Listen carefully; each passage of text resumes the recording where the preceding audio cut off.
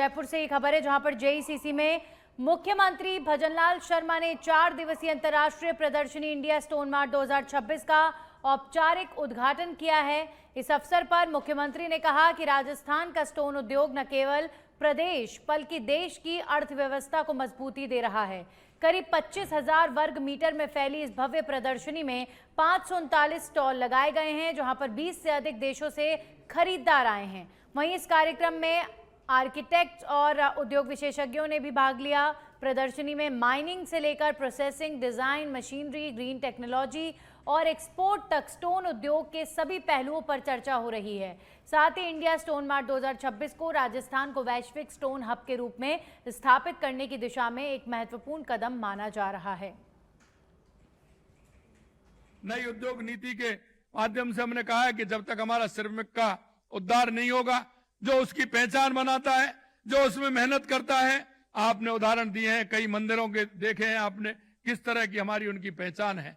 आज लोग उनको देखने के लिए आते हैं, आज वो हमारे पर्यटन स्थल हैं, हमारी उनकी आर्थिक प्रगति उनसे हो रही है। तो मैं आपसे कहना चाहता हूं, उन कारीगरों का भी सम्मान करते हुए, हमारे ऐसे आर्किटेक्टों को सम्मान करते हुए, हम उस निवेश के माध्यम से उनका भी उसमें सहयोग करें और उनको आगे बढ़ाने का काम करें। साथ ही हमारी सरकार ने पत्थर उद्योग सहित अभी प्रकार के उद्योगों के लिए निवेश अनुकूल और नीति स्थिर वातावरण तैयार करने का काम किया है। सिंगल विंडो सिस्टम को प्रभावी ढंग से लागू किया है। औद्योगिक बुनियादी ढांचों को मजबूत करने के लिए बड़े कदम उठाए हैं। लॉजिस्टिक में सुधार किया है ताकि माल ढुलाई आसान और सस्ती हो। प्रक्रियाओं को सरल बनाएं ताकि समय पर पैसे की बचत हो। हम चाहते हैं कि हमारा उद्यमी बिना किसी बाधा के, बिना किसी परेशानी के आगे बढ़े। हमारी सरकार ने 20 से अधिक नीतियां लागू की हैं। पहले आपने देखा होगा, जो पूर्ववर्ती सरकार थी वो शकल देख करके काम करती थी। हमने हर क्षेत्र में नीति लेकर के आए हैं, जिससे काम स्पष्ट तरीका से हो, पारदर्शी तरीका से हो, हमारे किसी भी उद्योग जगत के किसी व्यक्ति को किसी तरह की परेशानी ना हो, उसके लिए हम काम करते हैं। मैं आपसे कहना चाहता हूं, इससे राज्य में कारोबार स्थापित करना, निवेश करना आसान हुआ है और आर्थिक विकास, नवाचार, रोजगार सृजन के भी कई मार्ग नए खुले हैं। इन व्यापक और दूरदर्शी नीतियों के कारण राजस्थान निवेशकों के लिए सिर्फ सबसे आकर्षक नहीं बल्कि सर्वाधिक मुनाफे वाला राज्य भी बन गया है।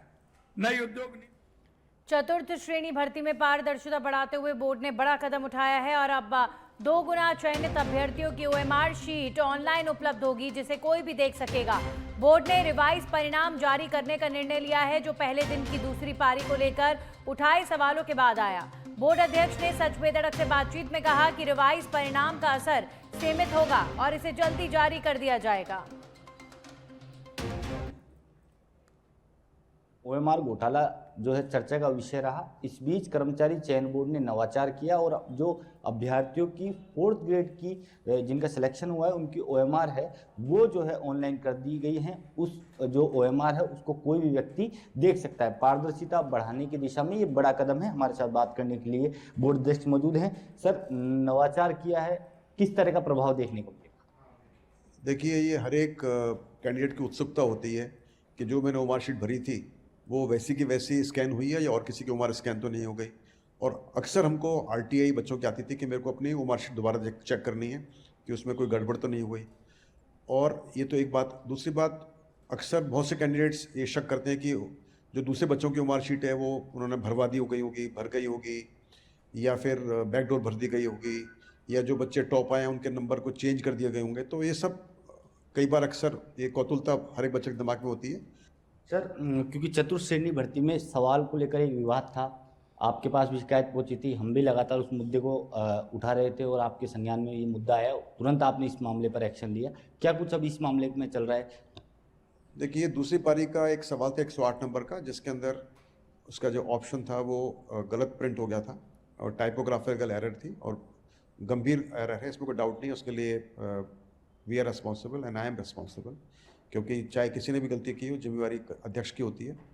तो लेकिन जैसे ही हमारे संज्ञान में वो मामला आया तो हमने फ़ौरन उस पर एक्शन लिया और उसकी एरर को हमने करेक्ट कराया।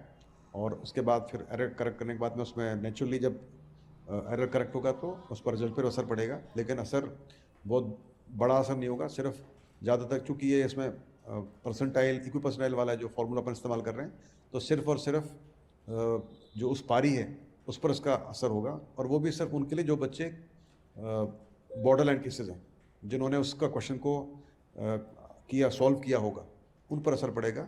या तो जिसने सही किया होगा उसको फ़ायदा होगा, जिसने गलत किया होगा उसको थोड़ा नुकसान होगा। मगर मुझे लगता है ओवरऑल इसका असर नहीं पड़ेगा, क्योंकि चतुर्थ श्रेणी के अंदर जो बहुत सारे बच्चे ऐसे बैठे हुए हैं जो कि पहले से दूसरी भर्ती में सेलेक्ट हो चुके हैं, जैसे कि वीडियो भर्ती है, पटवारी भर्ती है, ये दूसरी बहुत सारी भर्ती हैं जो अभी L1 L2 के 7,500 पद हैं। लगभग हर एक बच्चे ने परीक्षा पास की होगी, तो लगभग 15,000 16,000 बच्चे ऐसे होंगे इसमें जो कि बच्चे चतुर्थ श्रेणी में नहीं आएंगे। तो ओवरऑल जो बच्चे को जिनको लग रहा है, डर लग रहा है कि हमारे इस क्वेश्चन की वजह से हम बाहर हो जाएंगे, मुझे लगता नहीं ऐसा होगा। वो सब भी अंततः इसमें काउंट हो जाएंगे। क्योंकि सर जब हमने खबर चलाई 108 नंबर के क्वेश्चन को लेकर, तो कई लोगों के कमेंट बॉक्स में, आपके भी हमने देखा, कई लोग सवाल कर रहे थे और क्वेश्चनों को लेकर भी, तो उन पर कुछ विचार हो रहा है क्या? मैं पहले बता चुका हूं कि बोर्ड अपने आप से कोई भी की का रिवीजन या रिव्यू नहीं करता है। ये सिर्फ एक टाइपोग्राफिकल एरर थी जो कि बोर्ड के कर्मचारी के द्वारा हो गई थी, और हमने जांच भी कर ली। इसमें जानबूझ के नहीं की गई है, ये एक मानवीय या जैसे बोलते हैं टाइपोग्राफिकल एरर थी। तो बाकी जो क्वेश्चंस पर जो लोगों ने सवाल उठाए कि इसको डिलीट क्यों कर दिया गया, इसका आंसर चेंज क्यों कर दिया गया, तो वो सब एक जो एक्सपर्ट्स होते हैं वो ऑब्जेक्शन के ऊपर एक्सपर्ट अपना व्यू देते हैं, और उसके बाद ही वो कार्रवाई की जाती है। वो अपने आप से दोबारा उनको रिव्यू करना हमारे पास संभव नहीं होता है, ना उसका कोई ऐसा प्रावधान है। यदि कोई कोर्ट का आदेश इसमें होता है तो उसकी पालना के अंदर हम ऐसे करते हैं, अदरवाइज हम उसको नहीं करते हैं। ठीक है सर, एक आखिरी सवाल है कि ये जो रिवाइज रिजल्ट आने वाला है उसमें कितना समय लग जाएगा? हमारा प्रयास है कि जितना जल्दी हो सके हम उसका रिजल्ट निकालें।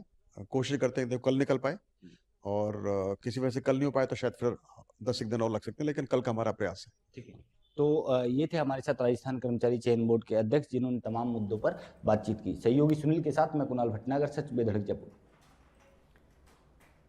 वहीं जयपुर में एंटी करप्शन ब्यूरो ने बड़ी कार्रवाई को अंजाम दिया है। माचवा सरपंच राजेंद्र मोयल को एंटी करप्शन ब्यूरो ने ट्रैप किया है। 1 लाख रुपए की रिश्वत लेते सरपंच को दबोचा। डीआईजी अनिल कयाल के सुपरविजन में हुई कार्रवाई। एएसपी सुनील सियाग की टीम ने कार्रवाई को अंजाम दिया है। तो एंटी करप्शन ब्यूरो ने सरपंच को रिश्वतखोरी के मामले में रंगे हाथों पकड़ा है। 1 लाख रुपए की रिश्वतखोरी में ये सरपंच लिप्त पाया गया है। डीआईजी अनिल कयाल के सुपरविजन में इस कार्रवाई को अंजाम दिया गया। एएसपी सुनील सियाग की टीम ने इस कार्रवाई को अंजाम दिया है। जयपुर में एंटी करप्शन ब्यूरो की बड़ी कार्रवाई।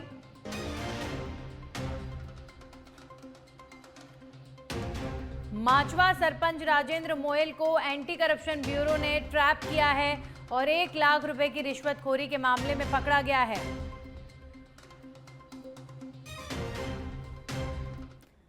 वहीं राजस्थान पुलिस गुमशुदा व्यक्तियों की तलाश में सक्रिय है और जनता से सहयोग की अपील कर रही है। प्रदेश के 6 जिलों सीकर, झुंझुनू, दौसा, जालोर, सिरोही और भरतपुर से कुल 17 लोग लापता हैं। सीकर के अजीतगढ़ और थोई क्षेत्र से विष्णु सिंह और पूजा समेत झुंझुनू के बबाई क्षेत्र से अमर सिंह, जालोर के बागरा से संपी कुमारी, सिरोही के कोतवाली से लक्ष्मी और भरतपुर के रूपवास से मनीष कुमार और सुहाना, रुदावल से हेम सिंह और पुष्पेंद्र सिंह समेत मथुरा गेट से गोविंदा और रामकिशन, लखनपुर से नागेश कुमार, कोतवाली से अंशु शर्मा, दौसा के बसवा से संजू बैरवा और महिला थाने से साक्षी, बांदीकुई से कुलदीप सैनी लापता हैं। पुलिस ने इनके शारीरिक विवरण और पहने हुए कपड़ों की जानकारी साझा करते हुए आम जन से सूचना देने का अनुरोध किया है।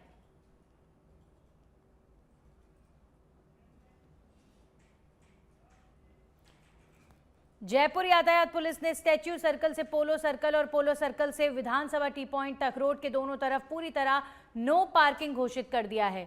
डीसीपी यातायात सुमित मेहरा ने यह आदेश जारी किया है, जो राजपत्र में प्रकाशित होने की तिथि से लागू होगा। ये कदम जन सुरक्षा और यातायात के सुचारू प्रवाह के लिए राजस्थान मोटर व्हीकल नियम 1990 के नियम 8.1 के अंतर्गत लिया गया है।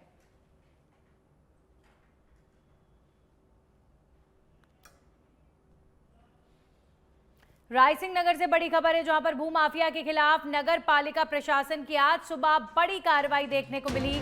23 PS क्षेत्र स्थित कृषि भूमि पर अवैध प्लॉटिंग को लेकर यह कार्रवाई की गई है। अवैध कॉलोनी काटने की पालिका को मिल रही थी शिकायतें। नगर पालिका प्रशासन से बिना स्वीकृत किए निर्माण कार्य पर चला पीला पंजा। भूमाफिया द्वारा बिना भू उपयोग परिवर्तन के की जा रही थी प्लॉटिंग। उक्त भूमि पर भूखंडों का किसी भी प्रकार का क्रय विक्रय और निर्माण बताया गया है गैर कानूनी। पालिका ने भूमि पर लगाया चेतावनी बोर्ड। पालिका की इस कार्रवाई से भू माफियाओं में हड़कंप मच गया है। नगर पालिका क्षेत्र में काफी कुछ समय से बिना 90 ईयर लैंड कन्वर्जन करवाए अवैध रूप से कॉलोनी काटने की शिकायतें मिल रही थी। जो डेवलपर हैं, जो नियमानुसार कॉलोनी कन्वर्ट करवा रहे हैं और जो प्लॉट लेने वाले हैं, उनके द्वारा शिकायत की जा रही थी और इस कारण से आज पूरा सीमा ज्ञान करवा दी नियमानुसार कार्रवाई।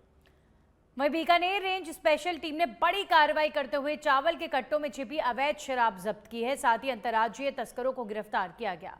ट्रक से 80 कार्टन शराब बरामद कर ट्रक को भी जब्त किया गया है। गिरोह का पर्दाफाश होने के बाद आरोपियों से पूछताछ में जुटी हुई है ताकि गिरोह के नेटवर्क का पता चल सके। पुलिस ने राजेश उर्फ कालू जाट निवासी मुंडाल भिवानी और सुमित उर्फ सूरज जाट को निवासी जो रोहतक हरियाणा का बताया जा रहा है उसे गिरफ्तार किया है। ये कार्रवाई बीकानेर आईजी के निर्देशन में स्पेशल टीम प्रभारी संदीप पुनिया ने रतन नगर चुरू पुलिस थाना क्षेत्र में की है।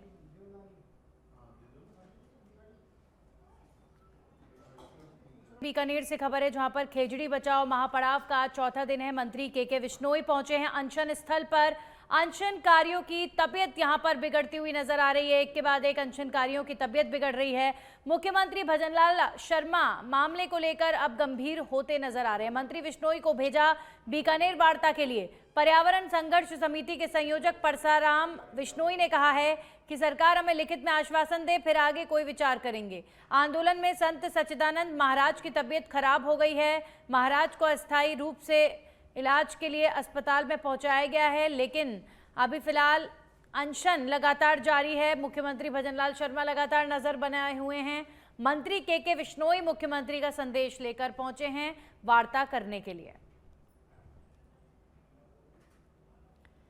वहीं सिरोही के रेवदर में पंजाब के राज्यपाल गुलाब चंद कटारिया का भव्य स्वागत किया गया। जीरावल चौराहे पर भाजपा कार्यकर्ताओं ने उनका जोरदार और पारंपरिक रूप से अभिनंदन किया, जिसमें भाजपा प्रदेश मंत्री नारायण पुरोहित समेत पूर्व विधायक जगसीराम कोहली और जिला प्रमुख अर्जुन राम पुरोहित ने नेतृत्व किया और राज्यपाल को तलवार, दुपट्टा और माला भेंट कर सम्मानित किया गया। राज्यपाल ने कार्यकर्ताओं से आत्मीय चर्चा की। सुरक्षा के पुख्ता इंतजामों के बीच राज्यपाल इसके बाद निम्बज गांव रवाना हुए और मुनि सुव्रत स्वामी भगवान मंदिर में 25वें सिल्वर जुबली ध्वजारोहण समारोह में शामिल हुए, जिसमें बड़ी संख्या में श्रद्धालु और स्थानीय जनप्रतिनिधि भी मौजूद रहे।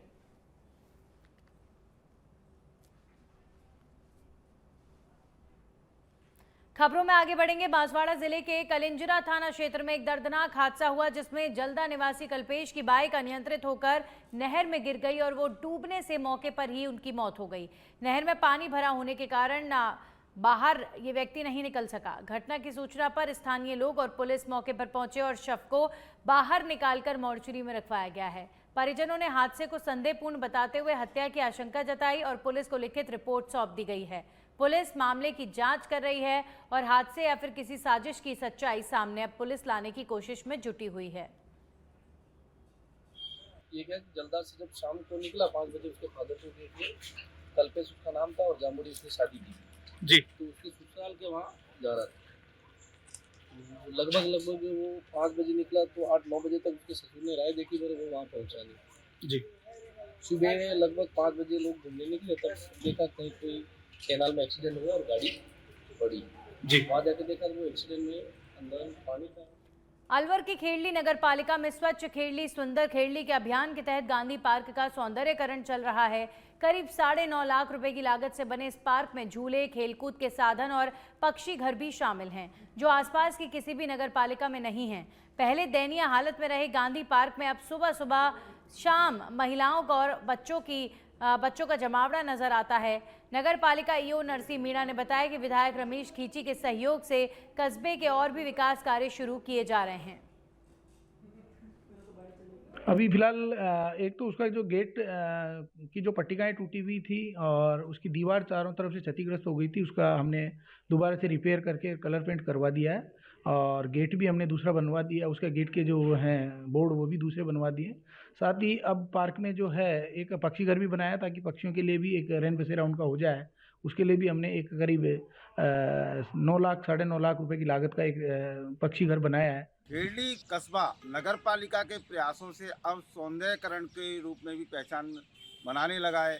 किसी समय में खेड़ी का गांधी पार्क बदहाल हालत में था, लेकिन अब नगर पालिका द्वारा धीरे धीरे इसकी सुध ली गई है। तो इस सुध लेने के साथ ही यहाँ अब लोगों का सुबह के टाइम घूमने फिरने आना, महिलाओं का घूमना, बच्चों का खेलना, एक बैठने का, टहलने का और मनोरंजन का एक बहुत अच्छा साधन बन चुका है। वहीं मैं आपको दिखाना चाहूँगा कि खेड़ी नगर पालिका द्वारा यहाँ एक पक्षियों के लिए एक करीब 9.5 लाख रुपए की लागत से पक्षी घर भी बनाया गया है, जो मैं आपको दिखा सकता हूँ। कैमरामैन से कहूँगा दिखाए। ये पक्षी घर जो पक्षियों का घरौंदा भी है, और खेड़ी के आसपास की किसी भी नगर पालिका क्षेत्र में इस तरीके का कोई पक्षी घर नहीं है, तो लोगों के लिए आकर्षण का भी केंद्र बना हुआ है। तो ये पक्षी घर जो पक्षियों के लिए विशेष रूप से घरौंदा तैयार किया है, ये एकाएक अपनी ओर लोगों को खींच रहा है और आकर्षण का केंद्र बना हुआ है। सच में धड़क के लिए अखिलेश कुमार शर्मा। खबरों में आगे बढ़ेंगे और अब बात करेंगे जगदलपुर में बीती रात एक दिल दहला देने वाली पारिवारिक त्रासदी सामने आई है। आपसी विवाद में एक बुजुर्ग पति ने अपनी पत्नी की हत्या कर दी और इसके बाद खुद भी फांसी का फंदा लगाकर जान दे दी। मृतकों की पहचान 73 वर्षीय तारा सिंह और उनकी 70 वर्षीय पत्नी विजय कौर के रूप में हुई है। बताया जा रहा है कि पति पत्नी के बीच लंबे समय से अक्सर विवाद होता रहता था। घटना की सूचना मिलते ही बोधघाट पुलिस मौके पर पहुंची और पुलिस ने दोनों शवों को अपने कब्जे में लेकर पोस्टमार्टम के लिए भेज दिया है। साथ ही आसपास के लोगों और परिजनों से पूछताछ कर मामले की विस्तृत जांच की जा रही है। आज सुबह सुबह थाना बोधघाट को सूचना मिली कि दंतेश्वरी वार्ड के बेला बाजार में निवासरत जो विजया विर्क है और उनके पति तारा सिंह है, इनकी बॉडी घर के अंदर बरामद हुई थी। मौके पर पुलिस ने पहुंचकर देखा और आसपास पड़ोसियों से बात हुई तो उन्होंने बताया कि कल रात को 10-11 बजे के बीच इन दोनों की आपस में लड़ाई हुई थी और उनके बच्चों के द्वारा उनके समझाने पर दोनों शांत हो गए थे। रात को 2 बजे के आसपास फिर महिला की बचाव की आवाज़ आई, पड़ोसी लोग बता रहे थे ऐसा। और जब सुबह उनका बेटा घर नीचे उतरा तो देखा कि घर अंदर से बंद है, घर के दरवाजे को तोड़ा गया। जा कर के देखे तो हॉल में महिला की मृत अवस्था में बॉडी पड़ी हुई थी और जो तारा सिंह है इनकी बॉडी एक ग्रिल में झूलती हुई नजर आई। प्रथम दृष्टिया यह प्रतीत हो रहा है, जैसा कि पड़ोसियों ने, पारिवारिक सदस्यों ने बताया है कि इन लोग आपस में लड़ाई पहले किया करते थे। कल रात को भी लड़ाई हुई है, तो इसी आवेश में आकर के यह संभावित है कि तारा सिंह के द्वारा अपनी पत्नी विजय विर्क को मार दिया गया हो और ग्लानिवश खुद सुसाइड। और अब खबर पन्ना से है, जहां पर शहर की सड़कों पर बेलगाम दौड़ते रेत के ट्रैक्टरों पर आज पुलिस ने कड़ी कार्रवाई की है। यातायात पुलिस की टीम ने छापा मारकर कार्रवाई करते हुए रेत से भरी 9 ट्रैक्टर ट्रॉलियों को जब्त किया। ये वाहन न केवल ओवरलोड थे बल्कि बिना नंबर प्लेट के सड़कों पर फर्राटे से चल रहे थे। यातायात थाना प्रभारी नीलम लक्षकार ने बताया कि शासन द्वारा रेत वाहनों के व्यवस्थित खड़ा करने के लिए रेत मंडी का निर्माण कराया गया है। इसके बावजूद चालक अपने वाहनों को यहाँ वहाँ सड़कों पर खड़ा कर देते हैं, जिससे दुर्घटनाओं की आशंका बनी रहती है। पुलिस ने पकड़े गए सभी 9 वाहनों को अभिरक्षा में लेकर आगामी वैधानिक कार्रवाई के लिए खनिज विभाग के सुपुर्द कर दिया है। यातायात प्रभारी ने सख्त लहजे में चेतावनी दी है कि शहर की शांति और सुरक्षा व्यवस्था बिगाड़ने वाले वाहन चालकों को बख्शा नहीं जाएगा। जा रहा था कि ये कहीं शहर के आउट्स एरिया में ये लोग ट्रैक्टरों को लगाकर वहाँ अपना विक्रय कर रहे थे, तो जिसके चलते मुझे कार्रवाई की गई है, जिसमें 8-9 ट्रैक्टर ट्रॉली जब्त किए गए हैं और माइनिंग को सुपुर्द किए गए हैं। ये कहीं ना कहीं सड़क दुर्घटना का हादसा बन सकते हैं और ये लोग लापरवाही पूर्वक भी चलाते हैं, इसके चलते ये कार्रवाई सुनिश्चित